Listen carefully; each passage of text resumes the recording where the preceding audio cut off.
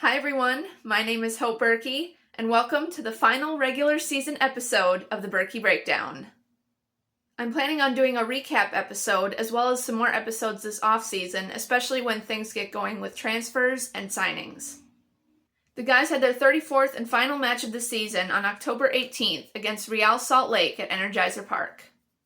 I got to attend this match, and I'll tell you guys about my experience after I go through the details of the match. The starting 11 for this match was Roman Bürki, Thomas Totland, Kyle Hebert, Falu Fall, Conrad Vollum, Chris Durkin, Adu, Songbin Jung, Cello, Mackay Joyner, and Klaus. Salt Lake created the first good chance in the 4th minute as Diego Luna made a long on-ground pass to Victor Olatunji in the box. Olatunji ran with it to almost the end line and made a cross pass into the 6-yard box to Xavier Gozo. Gozo then shot it into the back of the net, but this goal didn't count because either Gozo or Olatunji was offsides. Then City had their first close chance in the 6th minute as Mackay Joyner received a long cross pass in the box from a teammate who was on the side of the box. He took a left-footed shot, but it hit the post, and Salt Lake cleared it away. Oh, that was so close to being a goal. Then Salt Lake had another chance in the 16th minute as Xavier Gozo received a pass in Salt Lake's end. He passed the ball to Brian Ojeda, who made a quick turn and passed it back to Gozo. Gozo then made a pass forward to Victor Olatunji in the box. Olatunji got to just outside the 6-yard line, took a shot, and slotted it just past Roman into the side netting, putting RSL in the lead 1-0. Then in the 21st minute, Diego Luna and Chris Durkin were fighting for the ball near the sideline. Chris was pulling on Diego's jersey, and Diego shoved him to the ground. The ref decided to go to VAR to determine whether or not Diego deserved a red card for that foul. He announced in the 24th minute that Diego would receive a yellow, not a red, for that foul. It was kind of a hard shove on the side of Chris's face, so Diego definitely deserved that yellow. I do think, though, it had potential to be red card worthy. Chris also earned a yellow card for pulling on Diego's jersey. Then in the 32nd minute, Salt Lake stole the ball from City, and Diego Gonçalves made a long pass to Victor Olatunji in the City end. Olatunji got on it at the penalty arc, ran with it into the box, and took a shot and scored again, doubling Salt Lake's lead 2-0. Roman almost saved that one with his right foot. Then City had a chance in the 38th minute as Cello made a long cross pass into the box. Thomas Totland brought it down for Klaus, and Klaus took a shot. It was deflected by a Salt Lake player, but still went toward goal. Salt Lake's goalkeeper, Rafael Cabral, was able to make the save. Then the ref blew his whistle and pointed to the spot, awarding City a penalty kick because the Salt Lake defender that blocked Klaus's shot was cited for a handball. Cello took the penalty kick in the 40th minute, stutter-stepped and shot it, but Cabral was able to make the save. The ref decided to go to VAR to review it, though, because Cabral may have jumped off his line before the kick was taken. He checked and made the announcement that Cabral indeed did jump off his line, so he gave City a retake. This time Adu took the penalty kick in the 42nd minute and banged it past Cabral into the upper corner of the back of the net with confidence and ease, making the score City 1, Salt Lake 2. A few minutes later, it was announced that 9 minutes of stoppage time would be added, but not much happened during that time. Then the halftime whistle blew, and City went into halftime down by a goal. Moving into the second half now, City had a close chance in the 49th minute as Cello got on the ball in Salt Lake's end near the penalty arc. He made a pass to Conrad Vollum, who tried to get around Salt Lake defenders, but couldn't, so he made a pass back to Adu at the penalty arc. Adu took a long rocket shot, but it went just wide of goal. City tried again in the 51st minute as Mackay Joyner got to the end line and made a cross pass to Thomas Totland on the other side of the box. Tots took a shot on the first touch, but it hit the crossbar. Then it bounced to Cello, who took a follow-up shot, but Cabral swatted it away. Two more exciting and extremely close chances for City. Man, I wish those would have been goals. Then City had a corner kick in the 64th minute, and Cello took it and kicked it short to Edu at the 18-yard line. Edu took a shot and tried to curl it in just inside the back post, but Cabral dove and saved it. City made their first substitution in the 65th minute, as Brendan McSorley came in for Sung Bin Jong. They made another substitution in the 72nd minute, as Thomas Ostrak came in for Mackay Joyner. Then City created another chance in the 78th minute, as Cello got on the ball at the penalty arc and took a shot, but it was blocked by a Salt Lake defense. Cello got on it again in the corner of the box and made a pass to Brendan McSorley. Brendan took a shot, but Cabral dove right and saved it. City made two more substitutions in the 83rd minute, as Simon Betcher came in for Edu and Devin Padelford came in for Thomas Totland. They made another substitution in the 84th minute, as Alfredo Morales came in for Chris Durkin. City went for it again in the 85th minute, as Klaus received a long pass in Salt Lake's end and ran with it to the 18-yard line. He took a long rocket shot, but it hit the post. Brendan McSorley then got on it and took a rebound shot, but it went just wide. Then City had a throw-in deep in Salt Lake's end in the 88th minute. Falufal got his head to it and headed it to Klaus in the 6-yard box. Klaus headed it toward goal and it bounced into the back of the net, tying the score 2-2. Then Salt Lake attacked in the 6th minute of stoppage time as Brian Ojeda crossed the halfway line and made a pass to Willie Agata. Agata ran with the ball into City's end and went into the box, going one-on-one with Roman. Agata took a shot and it went into the back of the net. City fans could all breathe a sigh of relief, though, as Agata was offsides, so the goal didn't count. A couple minutes later, the full-time whistle blew, and City got the tie with a final score of 2-2. Congratulations to Mackay Joyner on his first career MLS start. We had 27 total shots, with 8 being on goal. Salt Lake had 8 total shots, with 3 being on goal. We had 13 fouls, as did Salt Lake, and we had 7 corner kicks, while Salt Lake had 3. Roman had 1 save in this match. So now I'll go into some of the details of my trip and my experience at the match. So my parents and I made a very last-minute decision to attend this match and drive the 8.5 hours down to St. Louis, and we got our parking pass and our tickets in the supporter section. We kept tabs on St. Louis's forecast for that day, and we knew it was going to be quite a wet one and a stormy one at that. I'm very glad we did go, though, because lots of the guys' contracts were expiring, and we didn't really know who would be staying and who would be leaving. So we wanted to see all these guys playing one more time together in their home stadium and have that experience. Roman's contract was also expiring at the end of this season, so we didn't know if this would be his last match as a City player, so we definitely wanted to get down there and see that. We had a nice drive down to St. Louis, and thankfully we didn't hit any downpours until we were about southwest of Springfield, Illinois. It was so awesome and surreal to see the arch for the first time as well as we crossed the Mississippi into St. Louis. That's definitely something I'll never forget, and it was really cool because it looked like half of the arch was in the clouds due to the storms and the rain. Once we got into the St. Louis city limits, we kind of drove around and looked around at everything and tried to take it in that we were actually in St. Louis. Then we drove around the stadium, and when I first laid eyes on that stadium, I just couldn't believe I was there and actually seeing it with my own eyes. And it wasn't a video of it that I was like watching on my phone or something. It was really real. That was just so surreal to me too. Then we decided to go look at the merch in the City Pavilion, which was awesome. It's a nice building, and they have a lot of City merch to choose from in there. It was so fun looking at all the jerseys and the shirts you can get there, as well as all the little patches as well from all the different matches. That was really cool. We decided that we wanted to get a couple things while we were at the pavilion, so my mom got the City 2025 roster shirt, and I decided to go with the Roman Bürki Black Keeper Kit. So we got those things and left the pavilion, and then we went to our parking spot and got ourselves ready to walk to the stadium. It was still downpouring at this point, along with a little lightning and thunder. We walked around the stadium to the gate we were going in, and basically we were the only ones in line. We did get to talk to a couple more City fans that were waiting in line before we even got there, so that was nice too.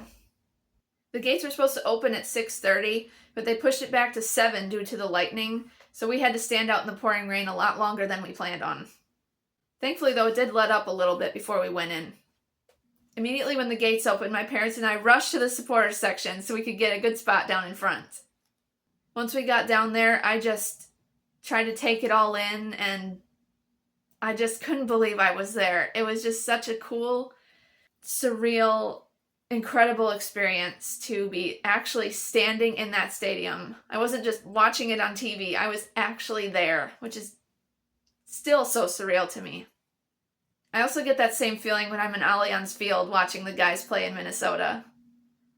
It's one thing to see these places on TV, but then when you're actually there cheering on your favorite team, it just gives me such a level of excitement that I never get sick of feeling. It rained throughout the entire match, and it would be downpouring 1 second, and then it would lighten up, and you'd think, oh, maybe it's gonna stop, and then it starts downpouring again. But we still had so much fun, and it made our experience that much more unique. Since we were in the supporters section too, we got to do all the chants, which was so much fun. I was having the time of my life, dancing in the rain and chanting all the chants. It was also so awesome to celebrate the 2 goals we got and chant the STL. But my favorite moments by far from our time in St. Louis and our time at the match was the pre-match hype moments. It was so cool to hear the song Uprising echoing through the stadium, and the lights and the excitement you feel hearing the music and seeing the lights and knowing that that is hyping you up for an exciting match to come. Actually being there for that pre-match hype time made me very emotional, I will say. It was very special to me to actually be there for it and not just hear it like over the Apple TV broadcast, like in the background of what the announcers are saying, or in the background of what Joey and Dale and Jen are saying on Y98. It's a different thing to be there. And that was something I had been dreaming of, and I definitely wasn't expecting to be there for it this season for sure. That was not on my bingo card for this year at all. But I'm so grateful that it was something that we were able to do this year, and that sent chills through my body. Like I'm actually here. I'm hyping up for this match live. It's going to happen right in front of me, and that pre-match hype was a lot of fun and very special to be a part of. But the best moment was when they played that video of Roman. He was watching himself making all of his incredible saves throughout his city career, which made me tear up again, because I didn't know what this video was gonna be. Like, is it a thank you, Roman, you've done amazing for this team, thank you for your dedication, good luck in your future endeavors? Or was it gonna be, we're going to see more of this in the coming years, we're going to re-sign you? Yeah, I didn't know. So I was watching it and it was giving me chills again, because he's my favorite player, and I will say my favorite athlete in the entire world. And then they showed the contract and him signing it. And then he looked into the camera, dead serious stare into the camera, and said, I'm not going anywhere, St. Louis. And everybody lost their minds with excitement, including me. And I felt so much in that moment, and I'm tearing up just talking about it, because it was so incredibly special to be there, celebrating that moment with other City fans, celebrating that he would be there, captaining this team for another 2 years and potentially a third. I can't even properly describe in words what my heart was feeling in that moment, but I was overwhelmed with joy, excitement, relief, and gratitude. I think that's the best way to sum up my emotions in that moment and my feelings in that moment.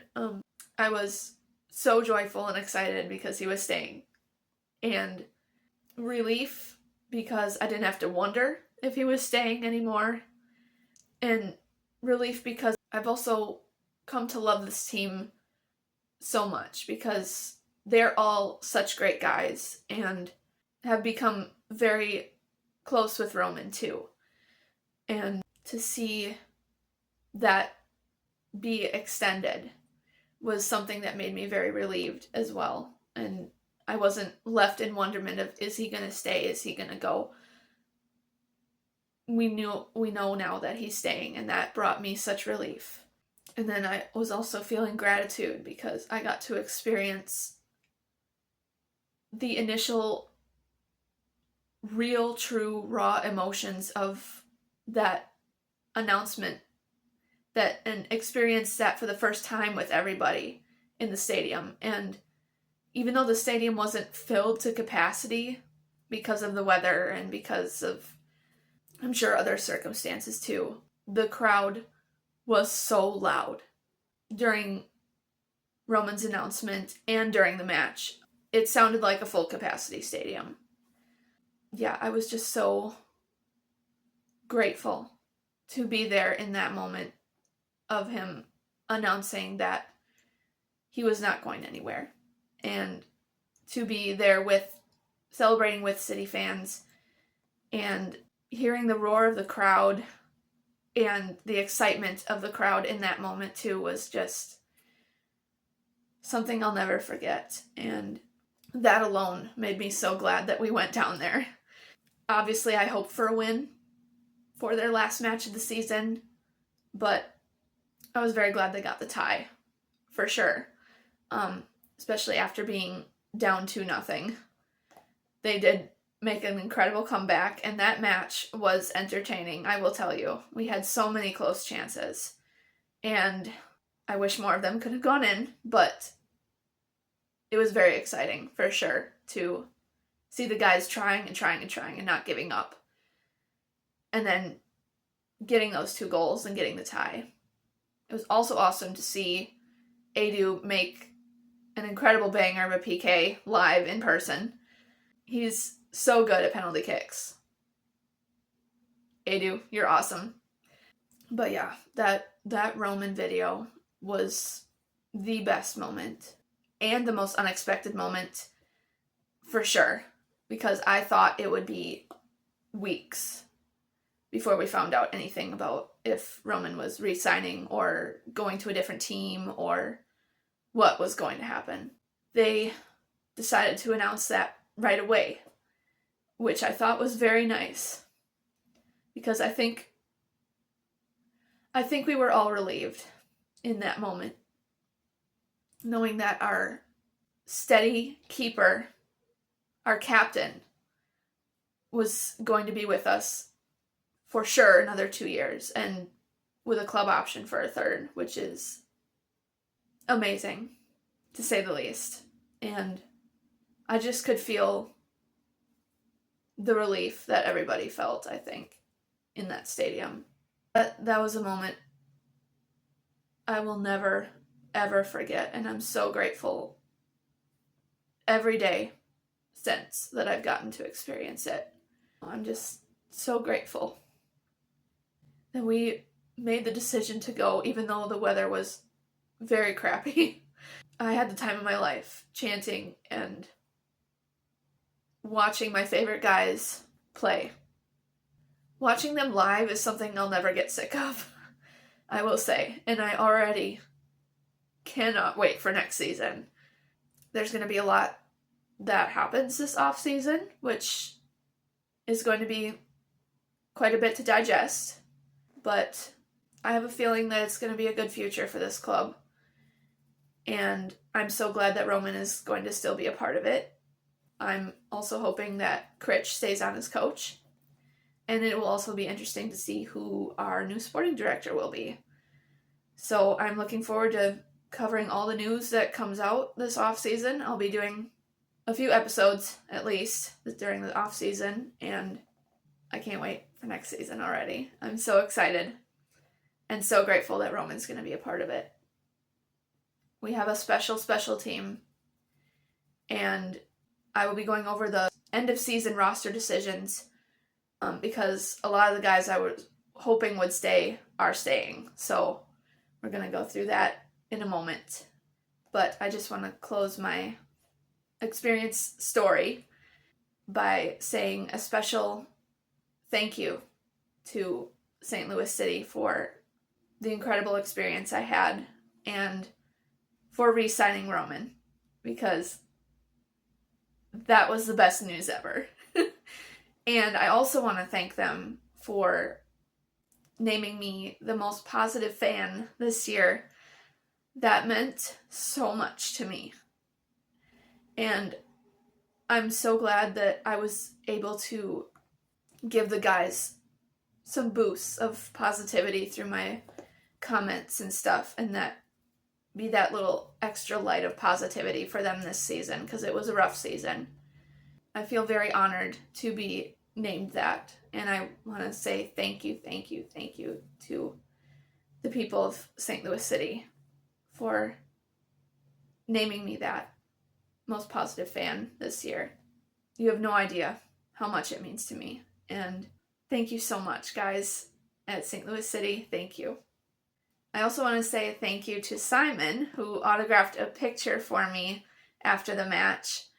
It was a picture of me, my mom, and him from one of the matches in Minnesota that we went to.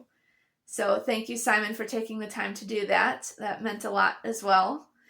And thank you to King Kess, Henry Kessler, for taking the time to take a picture with me after the match as well. Thank you, Kess and Simon. That was an awesome memory you gave me.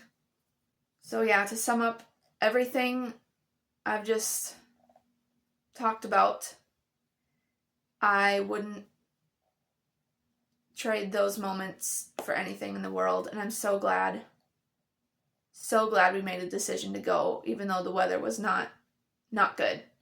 I had so much fun, and I definitely want to go back there again, and hopefully I will get the chance to. I seriously cannot believe how fast this season went. It seems like we were just starting, and I just started my channel, and we just had preseason, and all of a sudden, 34 match days went by, and I have no idea how that happened, but yeah, hopefully some good things come out of this off season, and we can get back to work in January for preseason, and I'm looking forward to it already. I'm so proud of every one of you, and I cannot wait to cheer you guys on next season and bring more positivity into the seasons to come. And I wish you guys all the best this off season, and happy holidays, and enjoy this time with your families, and I can't wait to see you guys getting back to work in January. I'm so proud to be all for City. Have a great off season, guys. So a couple days after the final match, City announced their end of season roster decisions. They announced that they have exercised 2026 contract options for Chris Durkin, Sungbin Jong, Klaus, which I'm very excited about, Brendan McSorley, Christian Olivares, Haziel Orozco, and Miggy Perez. So glad all those guys are going to be returning next year, especially Klaus. I was really hoping Klaus would stay. They have declined 2026 options for Henry Kessler, Josh Yarrow, Michael Wenzel, Rasmus Alm, Alfredo Morales, and Akil Watts. Henry Kessler and Josh Yarrow are currently in discussions to extend their contracts into next season. Ben Lunt is out of contract and will enter MLS free agency this season, but he is also in discussions about a potential return for next season. Discussions are also ongoing for the contract options of Joey Zielinski, Jay Reed, and Seth Antwi. Loan agreements for Conrad Vollum, who has come to us from SK Slavia Prague, and Devin Padelford, who came to us from Minnesota United, will expire at the end of the year. but City is in discussions with both of those clubs to see if we can keep both of them for next season. Players that will definitely not be returning to City next season are Rasmus Alm, Alfredo Morales, Selmir Pedro, Akil Watts, and Michael Wenzel.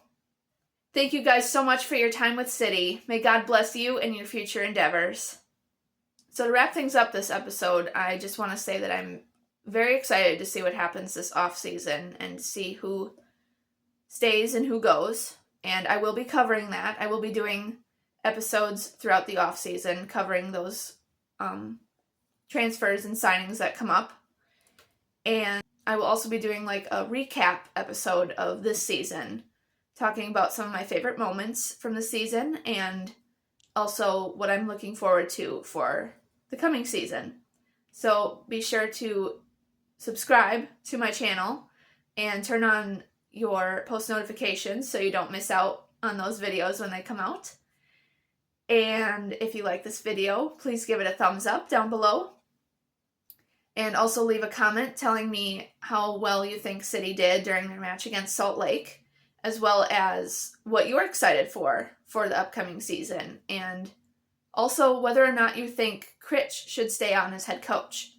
I personally think he should, but I want to hear your guys' opinions on that as well.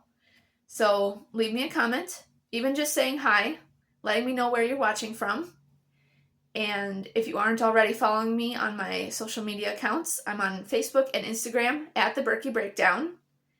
And I will see you guys in the next one. Thank you so much for watching this entire season and supporting me. Let's go, City!